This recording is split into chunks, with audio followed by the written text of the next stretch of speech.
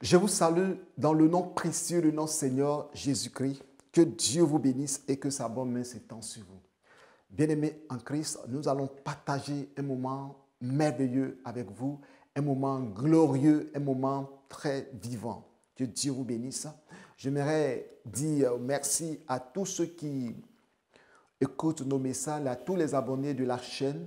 Que Dieu vous bénisse, que la grâce de Dieu soit sur vous. Merci de partager massivement les messages que je donne. Que la grâce du Seigneur soit sur vous. Parce que les messages que le Seigneur me donne, ce sont des messages qui doivent toucher le monde entier, toucher beaucoup de personnes. Nous allons passer un moment d'adoration, un moment merveilleux, un moment glorieux, un moment pour bénir le nom du Seigneur. Que le Seigneur vous bénisse et que sa bonne main soit sur vous. Dispose-toi en esprit. Le thème que nous allons voir aujourd'hui, c'est le psaume 23. Un psaume rempli de vie. Je n'ai aucun droit sur ce chant. Je n'ai aucun droit sur ce chant. Merci Seigneur. Adore Dieu. Adore-le. Adore le Dieu de ta position, du lieu où tu es. Alléluia. Lion Santoria de Boroshintao.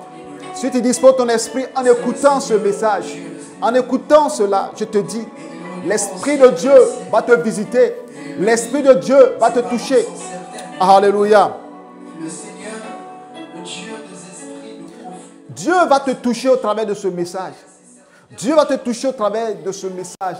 Dispose ton esprit. Mets-toi en esprit de prière, en esprit d'adoration. Dispose ta pensée. Libère ton cœur, libère ta pensée. Regarde le Seigneur et adore-le. Merci Saint-Esprit.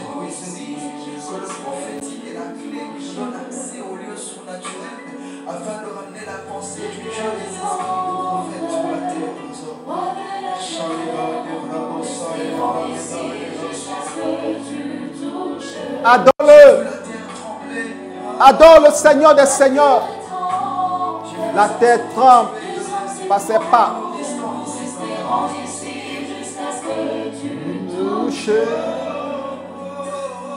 Oh Dieu, merci Seigneur pour ta grâce. Adore-le du lieu où tu es, à la position où tu te trouves. Adore le véritable vrai Dieu.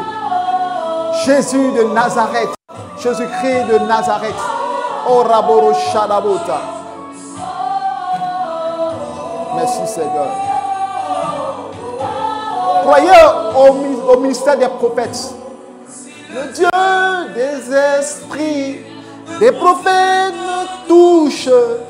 J'attendrai, je verrai comme ça. Hey, le Dieu des esprits des prophètes. Ça y est dans le livre d'Apocalypse. Le Dieu des esprits des prophètes. Ceux qui aiment juger les messages sans connaître le fond. C'est un message qui se trouve dans le livre d'Apocalypse. Le Dieu des esprits des prophètes.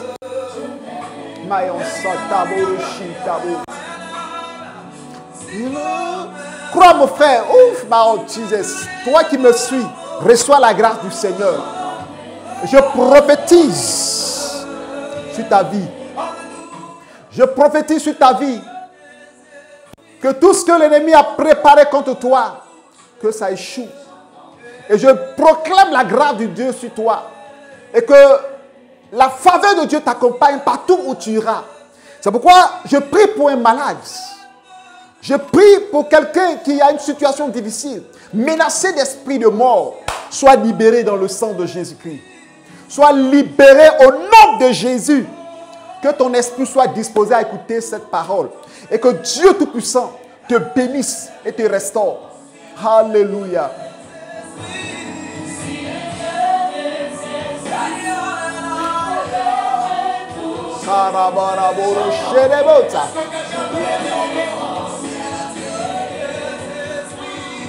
Le Dieu des esprits. Oh, touche-moi, Jesus. Léon Santa Ota. Si le Dieu des esprits, des prophètes me touche, j'entendrai, je verrai comme jamais. Comme toi tu es malade pendant des années, pose ta main et reçois la guérison du lieu où tu es au nom de Jésus de Nazareth. Toi, ton ministère est en train de tourner en rond et que l'ennemi se moque de toi, que l'Esprit de Dieu déclenche sur toi. Au nom de Jésus-Christ de Nazareth, Seigneur, je prie pour ce message. Je prie que cet esprit, ce message, touche des vies, touche des maisons, touche des familles, touche, Seigneur, des églises, touche des peuples, touche des nations, Seigneur, pour que des personnes puissent voir ta gloire et ta grandeur au nom de Jésus-Christ de Nazareth.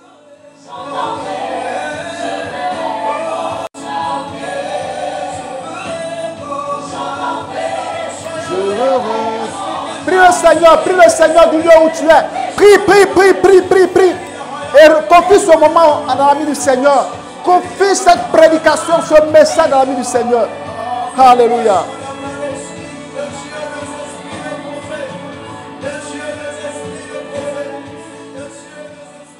Alléluia. Nous allons nous arrêter là et nous allons continuer dans la parole du Seigneur. Que la bonne main de Dieu soit sur vous. Que le Seigneur, le Tout-Puissant, vous bénisse. Soyez richement bénis au nom de Jésus.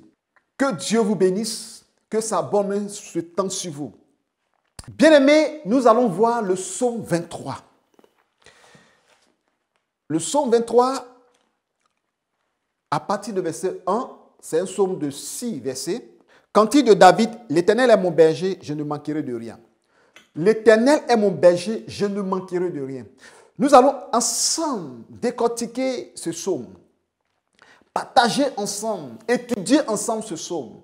C'est un psaume très profond. Ce psaume, beaucoup de personnes connaissent par cœur, surtout les enfants. Je vous dis que c'est un psaume très puissant, un psaume de vie, un psaume de restauration, un psaume de gloire. L'Éternel est mon berger, je ne manquerai de rien. Qu'est-ce que ce verset vient nous dire? La parole de Dieu nous dit, qui est l'Éternel? Lorsqu'on parle de l'Éternel, on parle de celui qui vit à jamais. Celui qui n'a ni commencement de jour, ni fin de jour. Celui qui vit éternellement. Et c'est de lui qu'on appelle l'Éternel. Éternel, il n'a pas été créé. Il existe avant toute chose. Revenons dans le livre de Genèse, chapitre 14, verset 18. Melchisédek, roi de Salem, fit apporter du pain et du vin. Il était sacrificateur du Dieu très haut. Vous voyez, quelqu'un qu'on appelle Melchisédek, la parole de Dieu déclare qu'il était sacrificateur. Et cet homme, qui est Melchisédek? Melchisédek est un homme qui n'a ni commencement ni fin de jour. Nous allons voir dans le livre d'Hébreux chapitre 7, verset 1 à 3. Hébreux nous explique encore plus en détail. Hébreux 7, 1, je lis. En effet, ce Melchisédek, roi de Salem, sacrificateur du Dieu très haut, qui alla au-devant d'Abraham lorsqu'il revenait à la défaite des rois, qui le bénit.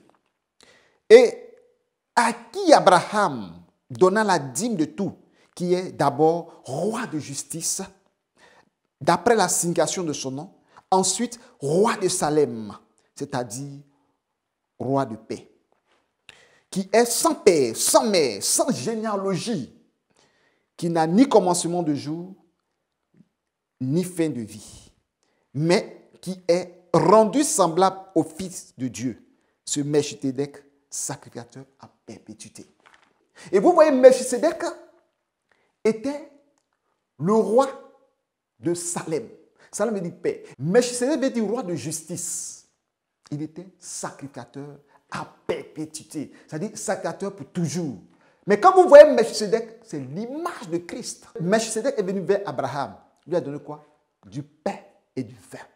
Nous allons voir ça un peu devant. Donc lorsqu'on parle de l'Éternel, l'Éternel est celui qui n'a ni fait, ni commencement de jour, ni fin de jour. On l'appelle Alpha et Oméga.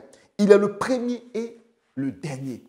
Bien-aimé, quand la parole de Dieu dit « L'Éternel est mon berger, je ne manquerai de rien », vous voyez que celui qui n'a ni commencement ni fin de vie, celui-là vient vers Abraham et lui donne la nourriture, le pain et le vin. Vous voyez que celui-là est Dieu qui vient vers Abraham. Parce que celui qui n'a ni commencement, ni fin de vie, et qui n'a pas été créé, qui n'a ni père ni mère, c'est Dieu. Vous lisez dans Hébreu, vous allez voir qu'il est sans mère, sans père. Melchisedec. Donc, il vient vers toi, il vient vers Abraham, il lui donne la nourriture. Est-ce qu'Abraham a demandé le pain à Melchisedec? Est-ce qu'Abraham a demandé du vin à Melchisedec? Mais après un combat, après une victoire, il lui donne de la nourriture. L'Éternel est mon berger, je ne manquerai de rien. Sur l'Éternel, que Abraham s'est appuyé pour mener le combat et il a remporté la victoire dans cette guerre. Bien-aimé en Christ, Dieu vient vers lui, il lui donne du pain, il lui donne du vin. Abraham ne manque de rien. L'Éternel est mon berger, je ne manquerai de rien. David reprend les mêmes passages. L'Éternel est mon berger, je ne manquerai de rien. Lorsque nous nous confions à Dieu et nous donnons notre vie à Jésus, Dieu nous donne tout ce dont nous avons besoin. Il dit, je ne manquerai de rien. Ne regarde pas seulement sur le côté financier, le côté nourriture. Le Seigneur pourvoit à ta santé. Le Seigneur pourvoit à ta protection. Le Seigneur vient te garder. Il te protège. Il te donne la vie. Il te donne la grâce. Il te donne ce dont ton cœur désire. Il est écrit que fais de l'Éternel tes délices.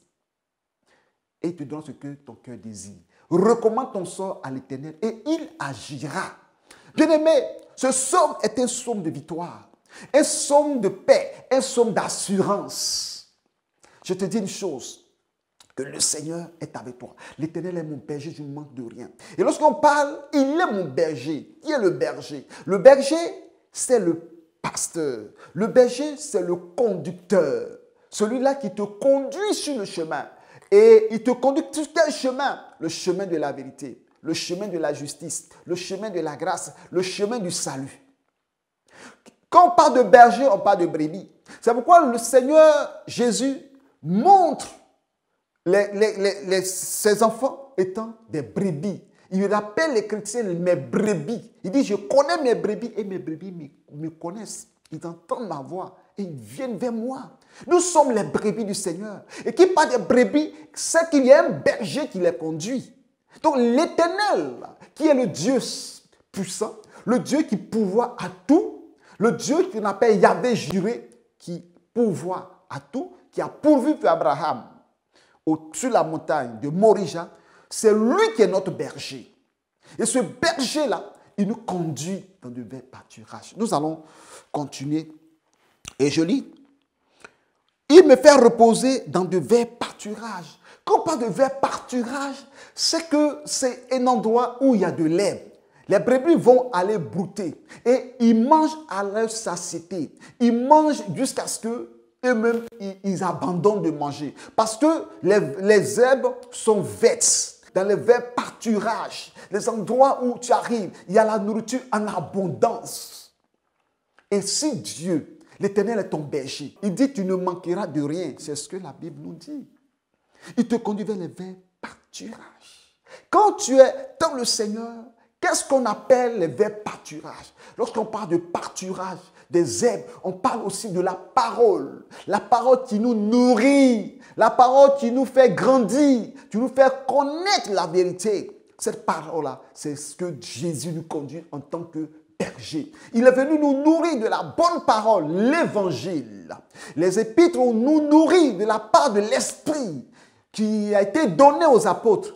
Parce que nous sommes ses enfants. Il nous nourrit et chaque fois, il veut que la parole de Dieu soit en nous. Et que nous dit les Écritures, selon Josué chapitre 1, verset 8, que ce livre de la loi ne s'éloigne point de ta bouche. Médite de jour et nuit, afin de pouvoir réussir dans tout ce que tu entreprendras, afin de pouvoir réussir dans tes entreprises. Cette parole, c'est ce que la Bible appelle de verts pâturages. Il n'y a rien qui est caché dans les Écritures. Tout a été révélé. Si tu as un problème de maladie, il y a la solution de guérison en Jésus-Christ. Si tu as un problème de cécité, Jésus te donne la vue. Si tu as un problème d'audition, tu entendras au nom de Jésus. La parole de Dieu déclare que les sourds entendent, les boiteux marchent, les muets parlent. Parce qu'il est mon berger, il est ton berger. Et quand tu es avec lui, tu ne manques de rien.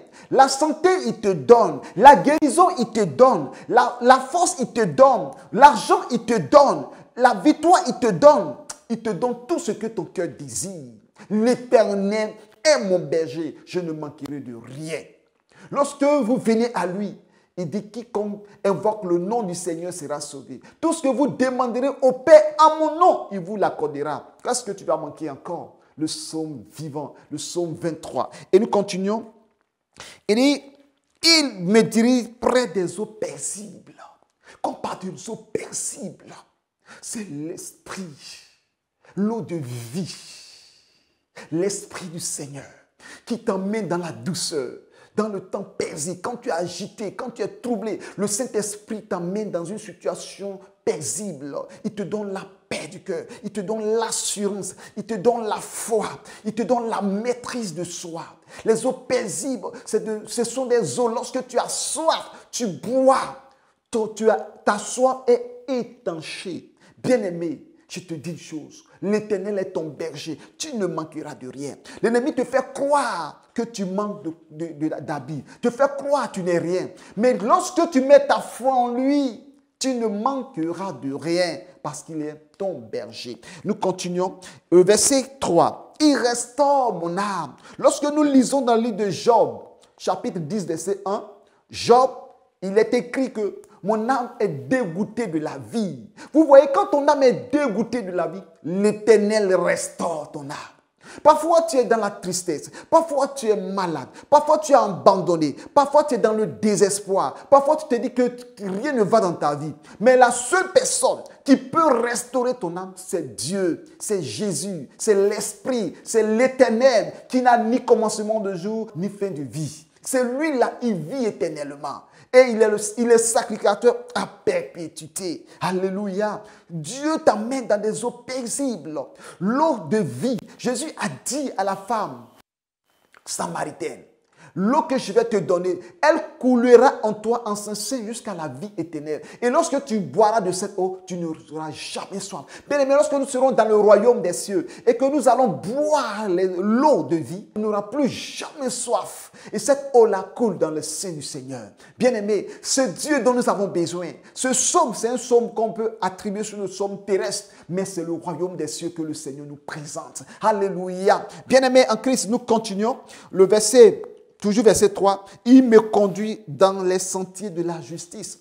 Bien aimé, parfois tu as soif de la justice. Nous voyons dans certains pays comme la Côte d'Ivoire, l'injustice qui pleut partout. L'injustice, les crimes, la méchanceté. Mais lorsque l'Éternel est ton berger, il te conduit sur le chemin de la justice. C'est pourquoi on appelle Melchisédek, le roi de la justice. Dieu veut sur des nations des Melchisédek. Dieu veut sur des nations des présidents Melchisédek, des présidents de la justice, pas dans l'injustice. Alléluia. Et qui sont établis dans des villes de paix comme Salem.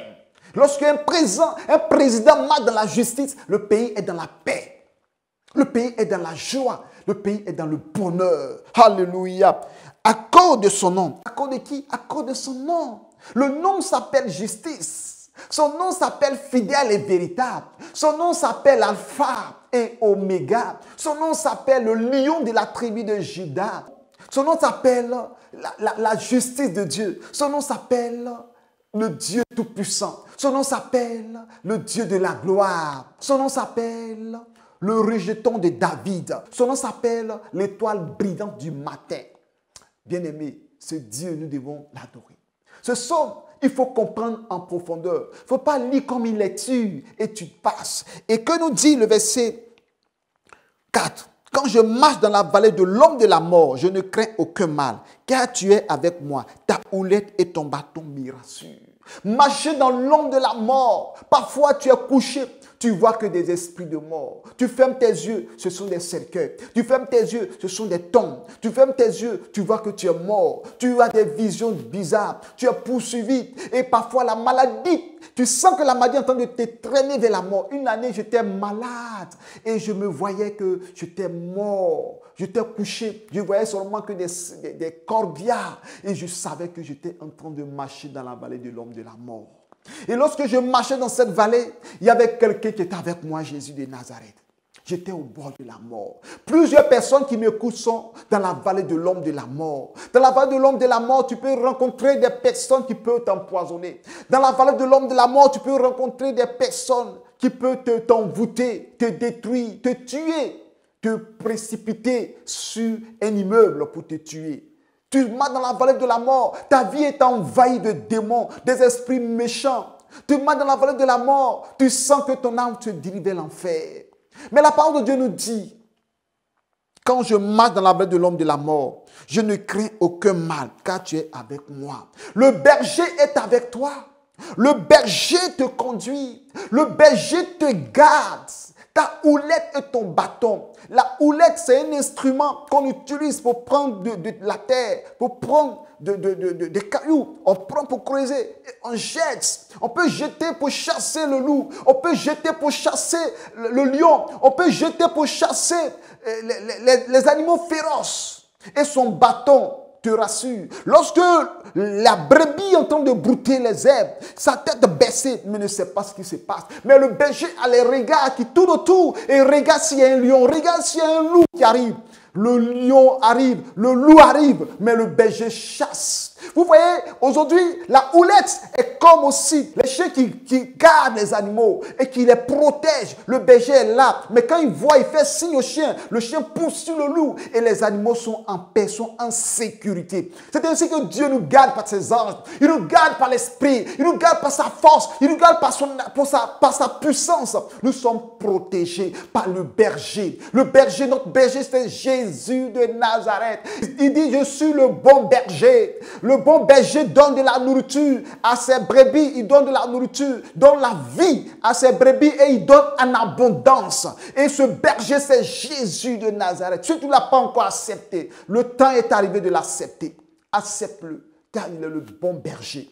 Bien-aimé en Christ, nous continuons ton bâton. Le bâton, c'est la conduite du chrétien. C'est l'orientation du chrétien. Vous voyez que ce bâton que Aaron avait, Moïse avait, conduisait le peuple de Dieu. Et ce bâton est dans la main du Seigneur pour opérer des miracles. Ce bâton, lorsque Moïse, le berger, a tendu sur la mer rouge s'est divisée en deux. Lorsqu'il a frappé le rocher a donné de l'eau. Lorsqu'il a frappé le Nil s'est transformé en sang. Lorsqu'il a jeté ce bâton du berger, le bâton du berger devant Pharaon, le bâton s'est transformé en serpent. Et ce bâton a englouti les serpents des magiciens de Pharaon. Bien-aimé, l'Éternel est mon berger, je ne manquerai de rien. Même si je marche dans la vallée de la mort, quand les gens me persécutent, quand les gens veulent détruire ta vie, quand les gens ne veulent pas que tu avances, quand ils veulent que tu restes comme ça tel que tu es, le Seigneur ne t'abandonnera jamais. Le Seigneur ne t'abandonnera jamais. Il ne t'abandonnera jamais. Il dit, je ne t'abandonnerai point, je ne te délaisserai point. Alléluia. Bien-aimé, tu marches dans la douleur, tu marches dans la souffrance. Dieu te garde parce qu'il est le berger qui te suit. Quand tu dors, il veille sur toi. Les bergers ne dorment pas. Lorsqu'ils entendent un bruit, le berger court et il va voir ce que l'animal a. Nous voyons souvent les bergers qui sortent la nuit et qui poursuivent les animaux. En temps, les brebis sont couchées, les brebis sont paniquées, mais le berger vient. Le berger vient pour les garder. Qui est le berger de ta vie? C'est l'Éternel. Qui est le berger de ta vie? C'est Jésus de Nazareth. L'Éternel est mon berger. Je ne manquerai de rien. Ne crains rien. Ne crains rien, ne crains point la mort. Il est avec toi. Parce qu'il a vaincu la mort. Le troisième jour, il est ressuscité des morts. On l'appelle le premier-né d'entre les morts. C'est lui-là qui est ton berger. Alléluia. Lorsque nous continuons, il dit, tu dresses devant moi une table en face de mes adversaires. En face de mes adversaires. Tu dresses devant moi une table. Lorsque l'Éternel t'appelle, lorsque l'Éternel est avec toi, il dresse devant toi une table. En face de tes adversaires. Il dit, je dresserai devant toi une table. Lorsque tu es dans une situation, tous t'ont abandonné et tu n'as plus d'espoir dans ta vie. Dieu vient et tu ne sais pas comment manger, tu ne sais pas comment vivre, tu ne sais pas comment faire. Mais il va dresser devant toi une table. En face de tes persécuteurs, en face de tes oppresseurs, en face des gens qui n'ont pas cru en toi et qui ne pensent pas qu'un jour tu peux devenir quelqu'un. Il dresse la table devant eux. Et quand il dresse devant eux, qu'est-ce qu'il va faire? Il va oindre ta tête d'huile. Tu oins d'huile ma tête et ma coupe déborde. Il amène dans ta vie une bénédiction d'abondance. Ta coupe déborde.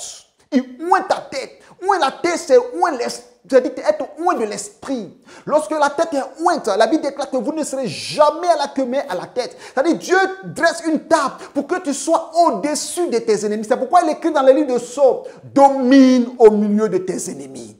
Domine au milieu de tes ennemis. Il oint ma tête et ma coupe déborde. Il fait déborder la coupe de ta vie. Il fait déborder la bénédiction. C'est pourquoi lorsque vous lisez les Écritures, vous voyez que lorsque Abraham a envoyé son serviteur aller chercher la femme d'Isaac pour présenter Abraham, pour présenter son maître, pour présenter son Seigneur, il dit, l'Éternel a comblé de bénédictions mon Seigneur Abraham. Il l'enrichit, il est riche en troupeaux, il est riche en brebis, il a des servantes, il a des serviteurs, il a de l'or, il a de l'argent. Parce que l'Éternel est le berger d'Abraham. Bien-aimés, nous ne devons pas accepter la pauvreté comme quelque chose qui arrive que tout le temps on doit accepter. Ça peut arriver des moments dans ta vie, de passer des moments difficiles. Mais il faut que tes yeux s'ouvrent, que l'Éternel est ton berger. Tu ne dois pas passer toute l'année à être toujours dans la disette, dans le manquement, à être toujours dans les aïons, dans l'humiliation. Dieu ne t'a pas appelé à être dans l'humiliation. Dieu t'a appelé à être vainqueur. Dieu t'a appelé à triompher. Dieu t'a appelé à avoir le succès partout où tu arrives. Il dit, je te donnerai le succès. À tes résolutions répondra le succès. L'Éternel est mon berger, je ne manquerai de rien. Il ondule ma tête. C'est-à-dire là, il t'amène à un autre niveau, le niveau spirituel. Là, il t'a donné ce qui est physique, mais il va te donner ce qui est spirituel, les dons de l'esprit. Lorsqu'on parle de l'huile, on parle de l'onction, on parle de l'esprit de Dieu qui oint ta vie, qui oint ton esprit, qui oint ta pensée. Bien-aimé, l'Éternel est mon berger, je ne manquerai de rien. Et ma coupe déborde, il te déborde, il t'amène l'abondance dans ta vie, la gloire dans ta vie. La Bible déclare qu'en cette année-ci, Isaac s'aima et il récolta le centuple. C'est-à-dire que Dieu t'amène dans le débordement. Il déborde ta coupe, il déborde ta production, il déborde les arbres, il déborde ta bénédiction, la richesse, ton argent. Il te comble de bénédiction, il te remplit de bénédiction, il te comble et tu es dans l'abondance. L'Éternel est mon berger, je ne manquerai de rien. Oui, le bonheur et la grâce m'accompagneront tous les jours de ma vie.